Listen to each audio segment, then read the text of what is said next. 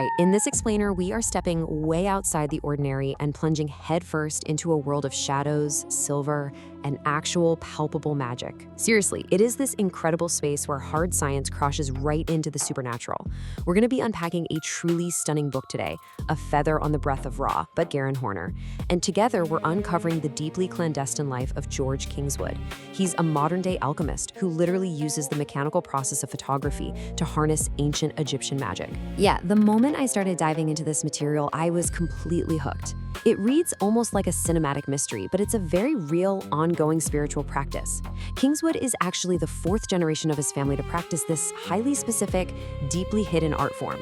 Right off the bat, it forces us to confront a really provocative question. Is magic real? Do alchemists actually exist today? Just hearing those words kind of wakes up that instinct in all of us, doesn't it? That deep yearning to believe in something vast and powerful just beyond the visible world. And Kingswood is an oath-bound practitioner who finally decided, to pull back the veil and share this wisdom. It's an incredibly rare, totally unprecedented glimpse into a realm that most serious alchemists fiercely shield from the public eye. Which brings us right into Section 1, The Modern Alchemist's Secret. So, through the author, Garin Horner, who spent 6 painstaking years interviewing Kingswood, we essentially get to step directly inside his secret sanctuary. And we learn that Kingswood's ultimate goal is something he calls the Great Work, or the opus magna lucis et umbrae. Right, because when most of us hear the word alchemy, our minds immediately jump straight to medieval laboratories, right? Greedy guys trying to turn literal chunks of lead into gold. But this great work is a photocentric approach to extreme mental and spiritual self-evolution. Exactly. It's a deeply intentional, lifelong process. The goal they're seeking isn't a medal. It's actually an exalted state of being. It's a divine union, or unio mystica, where the alchemist suddenly realizes they are a perfect, living microcosm of the entire expanding universe. And the history of how this started is wild. Let's look at Section 2, Lineage of the Silver Sun.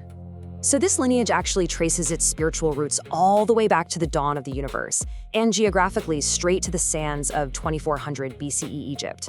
But it was Abraham Kingswood, George's great-grandfather, who took the newly invented, absolute cutting-edge technology of photography at the time and integrated it into ancient alchemical practices. And according to the family journals, he did this after receiving a profound vision from divine beings known as the Watchers. He had this massive realization that early photographic processes utilized elements like silver, mercury, copper, and eventually gold, literally the exact same raw elements crucial to ancient alchemy.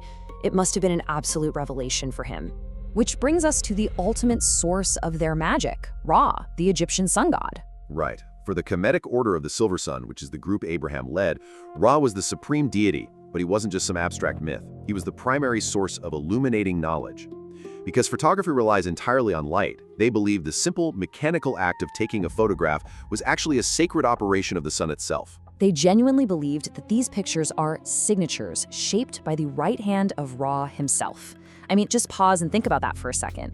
It fundamentally changes the entire act of just snapping a photo. You aren't just hitting a button, you are actively capturing a divine imprint. So the crucial point here is how an alchemist photographer actually has to view the world to do this. It requires sight, and that's sight with a capital S. Exactly. It's not just looking at things. It's an extrasensory faculty. It's a mystical ability to perceive the true essence of phenomena that are usually occulted or totally hidden from our normal, everyday, mundane vision. I had such a profound realization reading this section. It perfectly explains that highly intuitive way brilliant photographers seem to operate. They somehow sense a hidden, transcendent reality just beneath the surface of their subjects.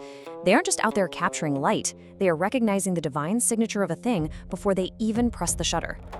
Which is a perfect segue into Section 3, the camera as a temple. I literally stared at these esoteric blueprints for so long. They completely mapped out the camera obscura as an Egyptian temple and a pyramid. We really have to radically reconceptualize the device here. In this magical practice, the camera is absolutely not a machine. It's sacred architecture. The lightless, completely empty space inside the camera is considered the adutum. That's the perfect black inner sanctum where the midnight sun of Ra dwells. It is quite literally a hermetically sealed chamber of infinite possibilities. It's just so poetic, isn't it? The camera is quite literally a temple, and it's topped with a pyramidion, which functions like a viewfinder prism. Let's actually break this down a bit further, because the analogies here are staggering. So, Fire is the lens, which is forged in 3,000-degree furnaces, and it represents the light it gathers. Then air is that dark chamber of anticipation right inside the camera body. Water represents the sleeping silver halides on the film, just waiting to be awakened. And finally, earth is the tripod, physically anchoring this entire piece of sacred geometry to the ground. By seeing it this way, they literally transform a standard mechanical box into a magical cauldron of creation. You have all four ancient elements commingling to give birth to art. It's incredible. Okay, moving into the actual practice with section 4, the great work of alchemy. In this Kingswood practice, the darkroom isn't just some messy place for smelly chemicals.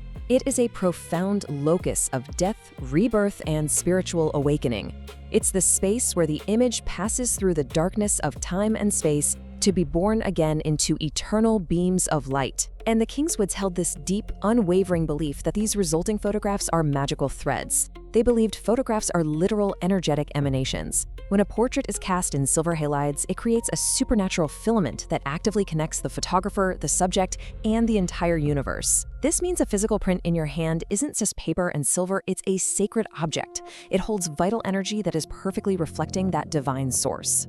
You know, it heavily reminds me of that profound thought from the philosopher Roland Barthes. He wrote, "The photograph is literally a reference emanation, radiations which come to touch me." It's hauntingly beautiful to think about it that way, and the Kingswood lineage unpacked this idea passionately, but they took it a step further, because the image emits actual radiations of the real physical body. They used these silver halide portraits as incredibly powerful magical tools. Exactly. They use them to cast spells, coalesce spiritual currents, and deeply assist each other in achieving their spiritual goals within the great work. And it didn't even matter what the physical distance was between them. And that takes us to section 5, capturing the Empyrean light.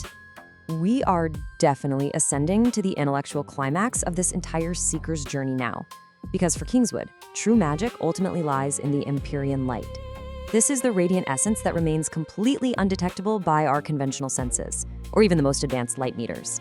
I felt pure wonder reading this part.